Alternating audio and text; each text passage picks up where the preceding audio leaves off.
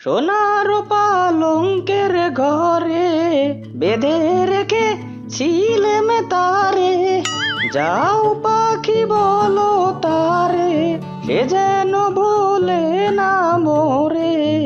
আর হয়েছে যত সুখ, সারাদিন মুখ দিয়ে এত গান কোথা থেকে আসে শুনি? যখনই দেখি কোনো না কোনো গান গাইছো, বলি এত রং আসে কোথা থেকে তোমার? কেন গিন্নি কেন? আমার মনে রং লাগলে কি তোমার সহ্য হয় না নাকি? এই হয়েছে বউদের যত সমস্যা। তো তোমার জন্য কি এখন আমি কাঁদবো নাকি বলো তো? হ্যাঁ হ্যাঁ, দরকার হলে কাঁদবে, তবুও এত রং করা চলবে না। আচ্ছা গিন্নি, বিয়ের প্রথমে তো তুমি খুব বাপের বাড়ি যেতে চাইতে, তাহলে এখন আর বাপের বাড়ি যাও না কেন? তুমি বাপের বাড়ি গিয়ে কদিন থাকলে তো আমি শান্তিতে দিন কাটাতে পারি। কি? তার মানে তুমি কি বোঝাতে চাইছো? আমি বাড়িতে অশান্তি করি? হাই হাই রে, তোমার মুখ থেকে আমাকে এটাও শুনতে হলো। এই যা গিন্নি, আমি আবার তোমায় কখন অশান্তি বললাম? শুধু বলেছি তুমি বাপের বাড়ি গেলে আমি একটু শান্তিতে থাকতাম, শান্তিতে ঘুমাতাম। ও, তার মানে তুমি বোঝালে আমি অশান্তি, এখন এটা অস্বীকার করছো? আমি বুঝি, আমি জানি থাকবো না আর এই বাড়িতে। আমি চললাম বাপের বাড়ি, থাকো তুমি একা একা। এই রে, এই তো কাজ হয়ে গেছে। গিন্নি খেপে গিয়েছে। যাক যাক, খেপে গেলেও বাড়িতে যাক। এই কয়দিন আমার তো শান্তি হবে না, একদম শুয়ে বসে দিন কাটাবো আমি। কি এত মনে মনে ভাবছো শুনি? খুব তো খুশি হয়েছো। থাকবোই না আমি, এই চললুম আমি বাপের বাড়ি। শিয়ালিনী রাগ করে ব্যাগপত্র নিয়ে বাপের বাড়ি চলে যায়।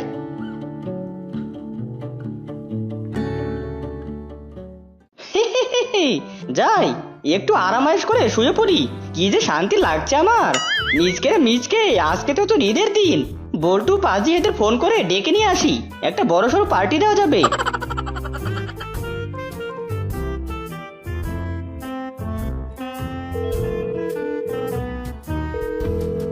হ্যাঁ রে বল্টু, তোরা কোথায় আছিস বলতো? এক্ষুনি দলবল নিয়ে আমার বাইরেতে চলে আয়, আজকে পার্টি হবে রে, পার্টি। আমার এই আপদগিন্নি আজকে বাপের বাড়িতে গেছে, এই কদিন আমার সুখ আর সুখ। এদিকে শিয়ালিনী একা একা ভর দুপুরে বকবক করতে করতে রাস্তা দিয়ে যেতে থাকে।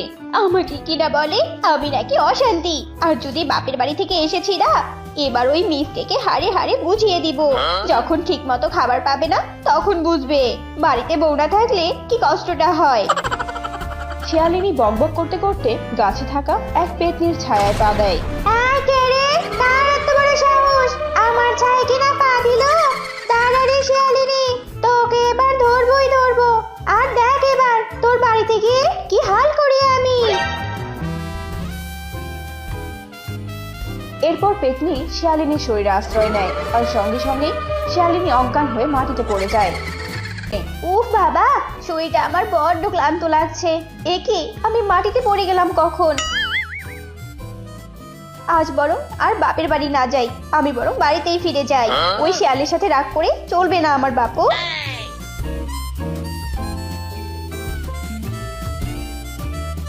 এরপর শিয়ালিনী বাড়িতে চলে আসে, আর বাড়িতে এসে দেখে মিসকে বন্ধুদের সাথে পার্টি করছে।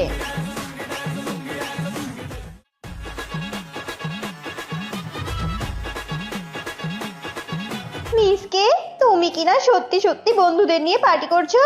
যে দেখেছো আমাকে বাপের বাড়ি যেতে, অমনি তুমি তোমার আনন্দ ফুর্তি শুরু করে দিয়েছো, তাই না? তবে রে দাঁড়া। না না গিন্নি, আমায় এবারের মতো মাফ করে দাও গিন্নি, আমি আর কখনো এমন করবো না গো গিন্নি, আমাকে মাফ করে দাও। না না, তোমায় কোনো ক্ষমা নেই মিসকে। আজকে বাপের বাড়ি পাঠিয়ে দিয়ে কি ভেবেছিলে আমি আর কোনোদিন আসবো না? এবার এত সহজে তোমার ঘাট থেকে আমি নামছি না শয়তান মিসকে। কোথায় কোথায় গেল আমার শেওড়া কাঠের লাঠিটা? প্লিজ আমাকে মাফ করে দাও। ওরে মিচকে পালা রে, বল্টু পাজি তোরাও পালা, নয়তো আজ আমার গিন্নির হাতের মার তোরাও খাবি। মিসকের কথা বলা শেষ হতে না হতেই ওরা এক ছুটে সেখান থেকে পালিয়ে যায়, আর শিয়ালিনী দাঁড়িয়ে দাঁড়িয়ে তাদের পালানো দেখতে থাকে। এরপর নিমিষে শিয়ালিনীর চেহারা পেতনিতে রূপান্তরিত হয়ে যায়। বাবারে বাবা, যা খিদে পেয়েছে না আমার, এক্ষুনি কিছু বানিয়ে খেতে হবে, নয়তো খিদের জ্বালায় আমাকে আবার মরে যেতে হবে। তার আগে একটু ঘুরে ফিরে দেখি তো। পেতনি পুরো রান্নাঘর ঘুরে ঘুরে দেখতে থাকে, আর দেখে ফ্রিজে অনেকগুলো কাঁচা মাছ রাখা। আরে এতগুলো কাঁচা মাছ, বাবারে বাবা, কাঁচা মাছ তো আমাদের পেতনি কিছু লাগে নাকি? আগে ভাগে খেয়ে নেই এগুলো।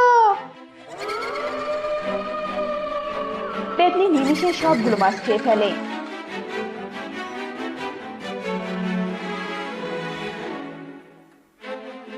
আর পেতনি আবার শিয়ালিনীর আগের রূপ ফিরিয়ে দেয়, আর শিয়ালিনী নিজের জ্ঞানে ফিরে আসে। কি ব্যাপার? এইসব কি অদ্ভুত অদ্ভুত ঘটনা ঘটছে আমার সাথে? আমি তো একটু আগে কি করছিলাম মনেই পড়ছে না। কেন মনে পড়ছে না? এ কি, আমার মাথাটা গেল নাকি? আর আমার খেতে পাচ্ছে না কেন? মনে হচ্ছে কতগুলো খাবার খেয়েছি। আমার শরীরটা এমন মাছ মাছ গন্ধ করছে কেন? শিয়ালিনী বসে বসে এসব ভাবতে থাকে।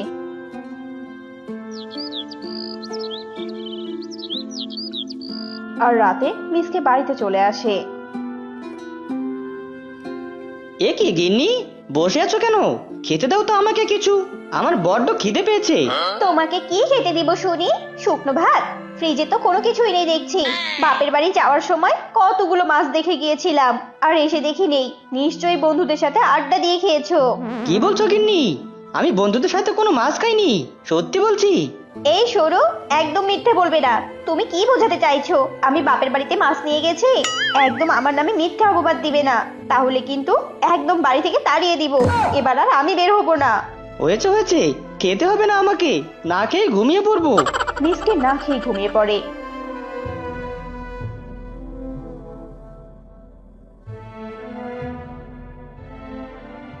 এদিকে মিসকের ঘুম ভেঙে যায় গভীর রাতে পেতনির হাসির শব্দে। পেতনি ছিল একদম শিয়ালিনীর মতো দেখতে। গি গি গি গি গিন্নি, তুমি এমন রাক্ষসের মতো চেহারা নিয়ে আছো কেন? ওরে বাবা রে, পে পে পে পেতনি, একদম পেতনি হয়ে গেছো তুমি। এই তুই কাকে গিন্নি বলছিস শুনি? আমি কারো গিন্নি নই, আমি হলাম পেতনি রে পেতনি। এবার তো রক্ত খাবো, রক্ত, বড্ড রক্ত পিপাসা পেয়েছে। এরপর পেতনি যেই না মিসকে রক্ত খেতে যাবে, অমনি মিসকে বিছানা ছেড়ে উঠে পালাতে থাকে। এই কোথায় পালাচ্ছিস শুনি? দাঁড়া দাঁড়া, তোর কি প্রাণের ভয় নেই নাকি? দাঁড়া বলছি। না না বাবা, ধরতে পারলেই তো আজকে আমার প্রাণটা চলে যাবে। মিসকে প্রাণ নিয়ে দৌড়াতে থাকে। এদিকে পেতনি শিয়ালিনীর মাঝে থেকে চলে যায়, আর শিয়ালিনী আবার স্বাভাবিক হয়ে যায়। এই মিসকে, এত রাতে কোথায় ছুটছো শুনি? থামো থামো বলছি। না না না না, তোমার কথা কিছুতেই শুনবো না। এ কি, তুমি স্বাভাবিক হলে কি করে? তুমি তো পেতনি, এত রূপ বদলাও কি করে শুনি? শোনো মিসকে, খুব বাড়াবাড়ি হয়ে যাচ্ছে কিন্তু। এতদিন বললে আমি নাকি অশান্তি, এখন আবার বলছো আমি পেতনি? হায় হায় রে বাবা, তুমি কার সাথে আবার বিয়ে দিলে? আমি এখন পশু থেকে পেতনি হয়ে গেলাম। আমাকে ভালো লাগে না বললেই পারতে। নিশ্চয়ই কারো প্রেমে পড়েছো, তাই না? নয়তো এত রাতে ছুটছিলে কোথায় বলো আমায় সত্যি করে। এই যা, এখন কিছু বললেই দোষ, তার থেকে বরং বাড়িতে চলে যাই।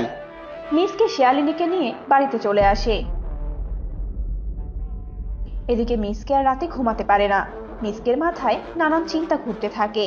আমি তো ভুল কিছু দেখিনি, গিন্নি তো দেখতে একদম পেতনির মতো ছিল, আমার রক্ত খেতে চাইলো। কি হচ্ছে এসব? আমাকে কোনো একটা ব্যবস্থা করতেই হবে।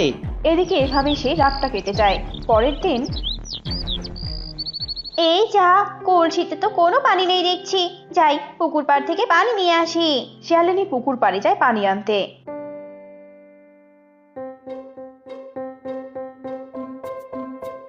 এই যে বাঘিনী মামি, সরো তো সরো, আমাকে পানি নিয়ে যেতে দাও। হ্যাঁ রে, তুই আবার কোথায় থেকে উড়ে এসে জুড়ে বসলি বলতো? যাবি এখান থেকে? সর, আমাকে পানি নিতে দে। কি, আমাকে এভাবে বলছো? আমি কি না আগে পানি নিতে পারবো না? দাঁড়াও। শিয়ালিনী বাঘিনীকে তুলে পানিতে ফেলে দেয়। ওরে বাবারে, আমাকে পানিতে চুবিয়ে মারবি নাকি রে, হতচ্ছাড়ি কোথাকার! এই যা, বাঘিনী মামির তো অনেক ওজন, আমি তুললাম কি করে? আমার এত শক্তি এলো কি করে? ভালাই বাবা, নয়তো বাঘিনী মামি পানি থেকে উঠে এসে আমাকে আবার ডুবাবে। শিয়ালিনী পানি না নিয়েই বাড়িতে দৌড়াতে দৌড়াতে চলে আসে। এ কি মিসকে, তুমি তান্ত্রিক নিয়ে বসে আছো কেন? তোমার ঘাড় থেকে পেতনি নামাতে? আমি জানি তোমার ঘাড়ে একটা পেতনি আছে, আর ওই পেতনিকে না নামাতে পারলে আমার জীবনটা অকালে চলে যাবে। তান্ত্রিক বাবা, আপনি সব ব্যবস্থা করুন। মিসকে, তোমার মাথা সত্যি খারাপ হয়ে গেছে।